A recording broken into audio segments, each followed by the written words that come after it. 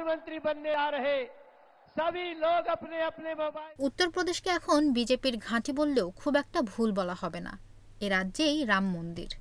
স্বাভাবিকভাবেই এ রাজ্যের নির্বাচনী ফল নিয়ে যথেষ্ট আশাবাদী ছিল গেরুয়া শিবির। ভারতের রাজনীতিতে একটা কথা আছে, উত্তরপ্রদেশ যার দিল্লির মসনদ তারই। नरेंद्र मोदी जी को जय श्री राम।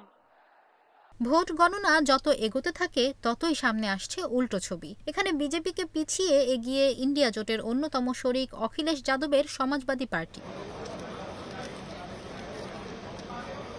বাংলাদেশ সময় দুপুর 12:15 পর্যন্ত উত্তরপ্রদেশে বিজেপি জোট এনডিএ এগিয়ে 37 আসনে, ইন্ডিয়া জোট এগিয়ে রয়েছে 42 আসনে। এখানে ইন্ডিয়া জোটের পেছনে এনডিএ জোট।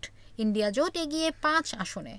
80 আসনের এ রাজ্যে রাষ্ট্রীয় লোকদল এগিয়ে রয়েছে 1 আসনে। बर्बाद करके रख दिया है। ভোট গণনা যত এগোচ্ছে ততই চমকপ্রদ ফল দেখা যাচ্ছে। ফলাফলে শেষ হাসি কারা হাসবে, এনডিএ জোট না ইন্ডিয়া জোট, তা জানতে শেষ ফলের জন্য অপেক্ষা করতেই হবে।